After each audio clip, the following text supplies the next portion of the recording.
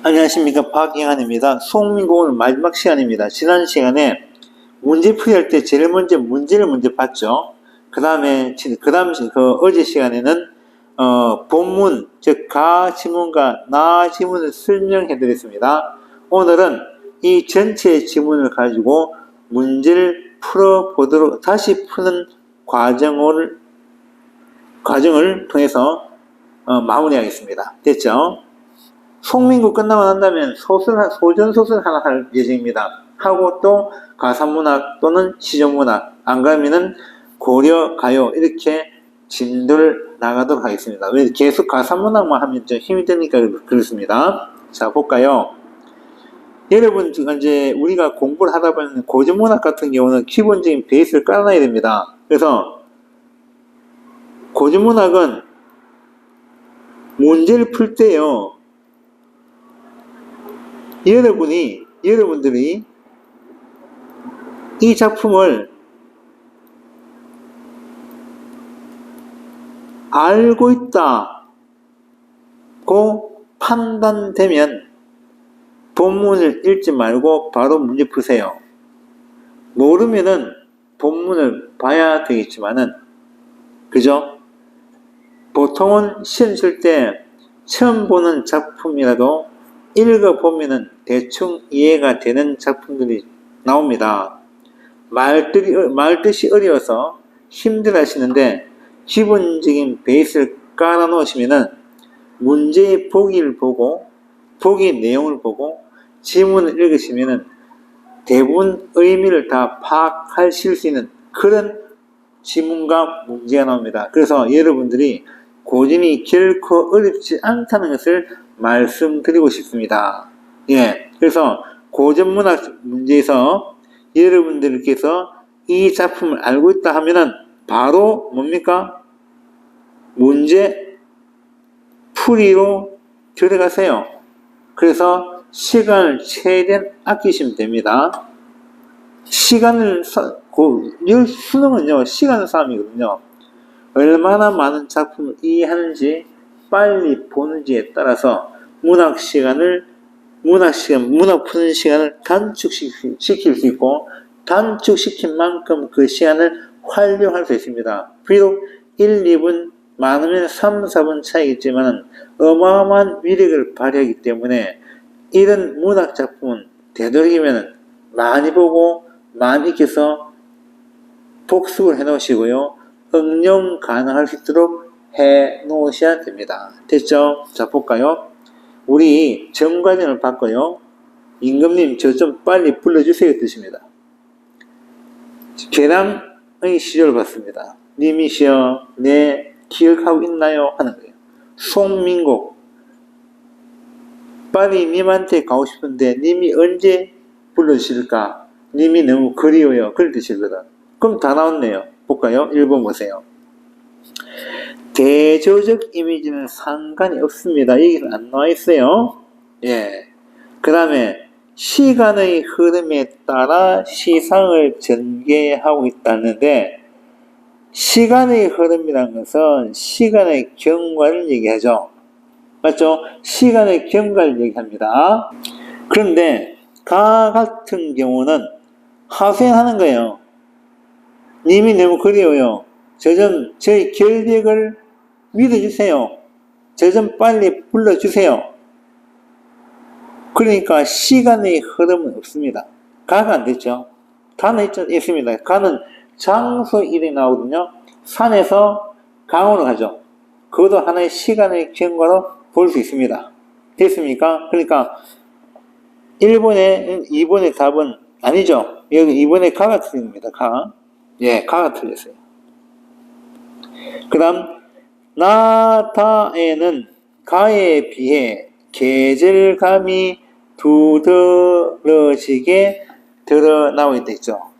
나는 있습니다. 뭐냐? 있죠. 이화우는 봄에 피는 뭡니까? 꽃비가 내리는 겁니다. 추풍 보이죠? 하기 전에 이화우가 내리죠. 비가 내려요. 추풍낙엽, 즉 낙엽 떨어지죠. 이건 하강적 이미지가 있어요. 이미지도 있고, 그 다음에 계절감도 나타나있죠. 계절감. 이화, 즉 벚꽃이죠. 봄이죠. 추풍, 즉 가을바람, 즉 가을이죠. 그러니까 하강적 이미지도 있으면서 계절감이 나타나는데 그는 나에 해는 거죠. 됐습니까? 가에는 어디 있습니까? 지금 현재 가는 송민국의 결말 부분입니다. 그냥 너무 피곤해, 산을 헤매다 와서 너무 피곤하다, 잘난다 하고 잤지만은 님이 보이시더라, 그런 뜻입니다. 자, 계절감이 없어요. 그 다음, 가나 다 하드는 모두 자신의 미래를 낙관하고 있다. 이거는 본문과 사연 상관이 없죠. 가는 뭡니까? 임금님, 내 억울함을 풀어주세요. 나는 님이시여, 나를 잊고 계신가요? 쉽게 말하면 내 기억하지? 기억 못한다고? 한 두 가지 이미 생각이 있습니다. 다는요, 다도 마찬가지예요. 임금님 저 좀 빨리 불러주세요. 그 뜻이거든. 그러니까 미래 낙관이란 게 안 됩니다. 성립이 안 돼요. 자, 그럼 가나다 모두 하자 누굴 그리워합니까? 님을 그리워하고 다시 만나고 싶어하죠. 그래서 모두 인과의 재화를 소망하고 있다 하는 말이 이 말이 맞는 거예요. 그 다음, 복의 화자가 가의 화자에게 할 수 있는 말로 가장 적절한 것은 있죠. 지난 시간에 얘기했는데요. 황진이십니다. 내가 한 일이다. 내가 한 일인데 님을 그렇게 보내면은 그리워할 줄 몰랐더냐. 황 작가가 자기 자신을 얘기하는 거예요. 너가 한 행동 때문에 네가 후회할 거야. 그래서 뭐랍니까? 님한테 있으라고 했다면은 그 님이 갔겠냐마는 내가 구태여, 즉 굳이 보냈다. 가기 싫은 님을 억지로 보냈다. 그리고 난 다음에 님을 그리워한 정은 나도 모르겠다. 쉽게 말하면 님과 같이 있고 싶은 마음이 꿀뚝 같았는데 그 님이 남아 있고 싶었는데 화자는 그래도 다음날 되면은 그리워하는 마음이 생기더라도 끝내는 님을 보냈다, 그런 뜻입니다. 그죠? 황진이 이분이 자기 마음을 읊은 거예요. 님을 보냈는데 가지 마라 했으면 안 갔을 건데 내가 괜히 보냈네. 내일 생각날 거야. 그렇지만은 님을 위해서는 그렇게 보낼 수밖에 없었어. 그런 얘기예요. 뭔가 하나가 있었겠죠. 뭔가 단념할 수 있는 그런 말이 있었겠죠. 그러니까 전 과정에 화자한테는 뭐라 어떻게 얘기해야 되겠습니까? 님한테 어떻게 해요? 자꾸 그걸 하고 있잖아. 나 좀 나의 억울함 풀어달라. 나 좀 불러달라. 막 이래 하죠. 맞죠? 그런데 황진이도 끝내 님을 보내는 그런 결단, 아까 단념을 잘했습니다. 결단을 내렸습니다. 결단을 내렸지만은 후회하는 마음이 생기는 것을 알지만은 그래도 내가 님을 보냈다, 그런 뜻입니다. 그죠? 그러면은 황진이가 정과정의 작가에게 뭐라고 할 수 있겠습니까? 뭐라 할 수 있겠어요? 네? 어떻게 생각해요? 답이 안 보이죠? 그럼 여기서 한번 돌려서 생각해 보도록 하겠습니다. 황진이는 지금 자신의 행동을 후회하죠. 어떤 후회입니까? 보내지 말걸.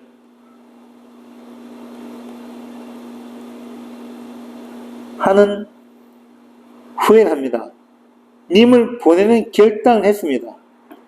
그 순간에는 님을 단념하겠다는 생각도 들었겠죠.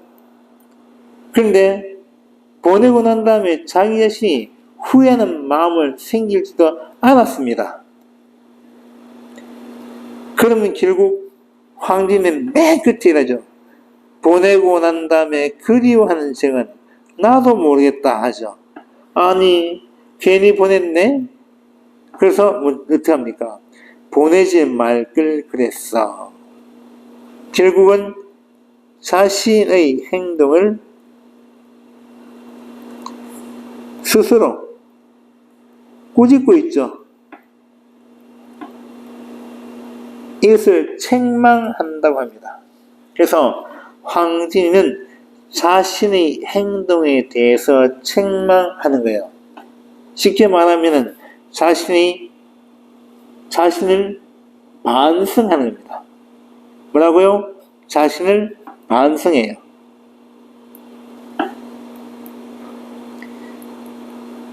자신을 되돌아보고 반성하는 거예요.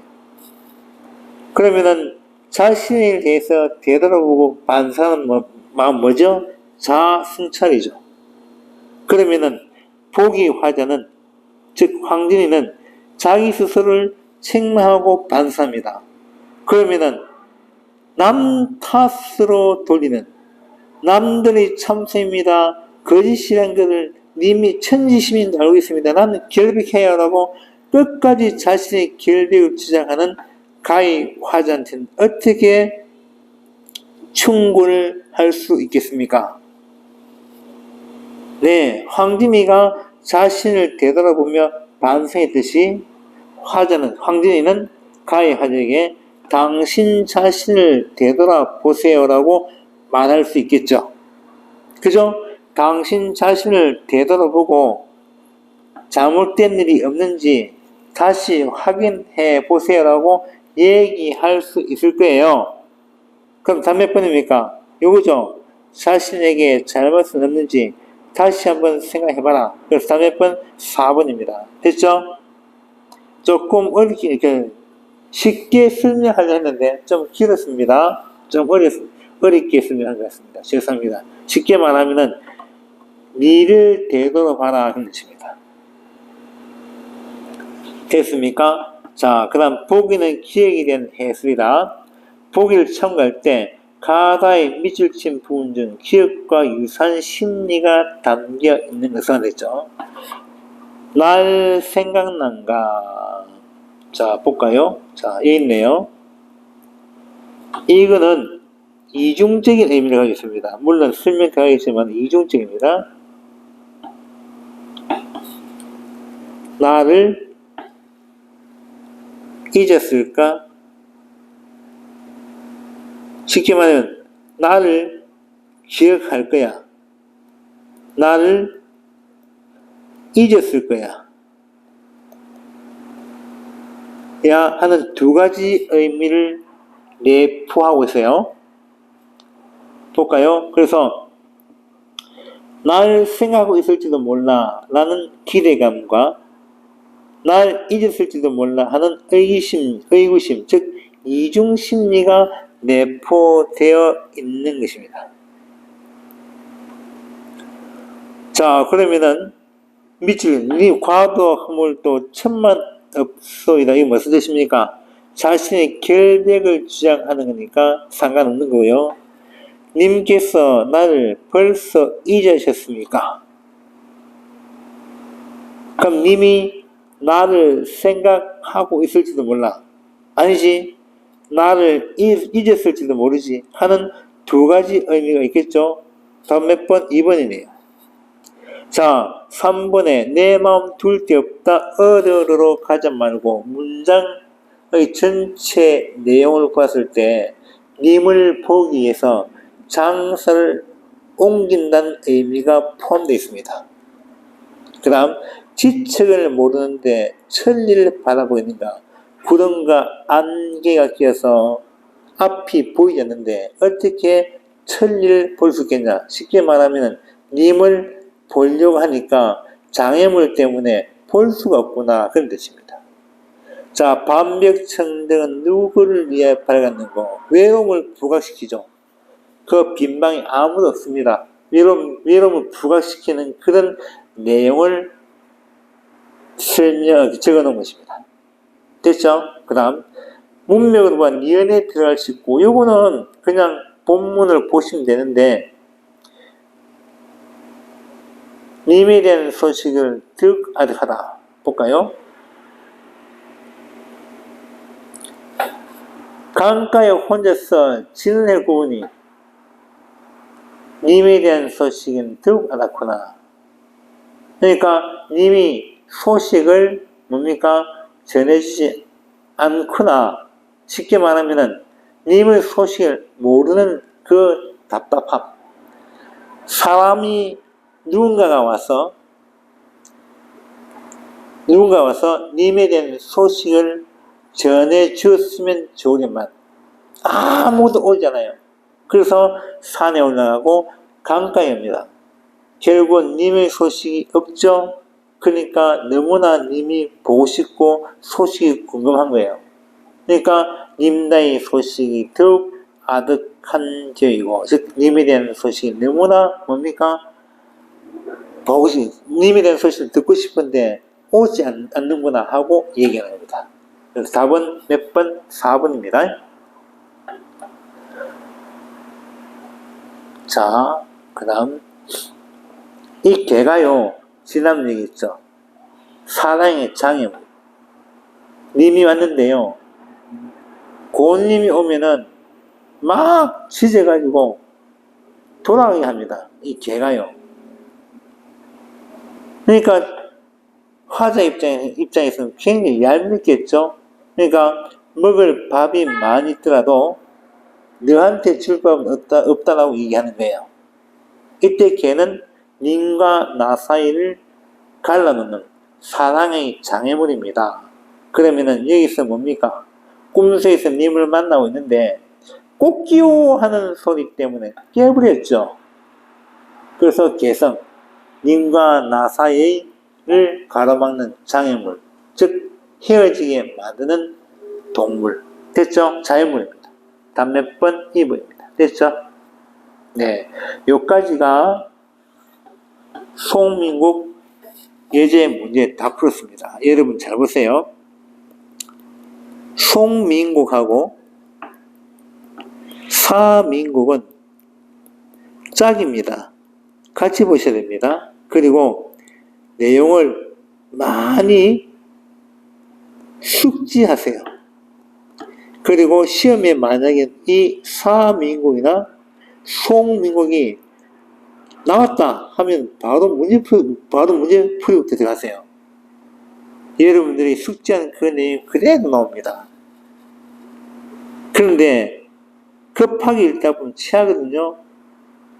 수능 출제위원회는 선택지에 함정을 하나씩 만들어 놓습니다. 그런 함정을 굉장히 조심하셔야 됩니다. 그래서 지문을 완벽하게 잘 알고 계시면은 선택지를 읽으실 때 정확하게 꼼꼼하게 읽으셔야 됩니다. 근데 정확하게 꼼꼼하게 읽는 데서 시간을 많이 투자하는 뜻이 아니고요. 이미 연습을 많이 했으니까 실수 안 할 수 있도록 하라는 뜻입니다. 됐죠? 네, 다음 시간에는 고전소설 문제를 같이 풀어보면서 얘기하도록 하겠습니다. 수고하셨습니다. 감사합니다.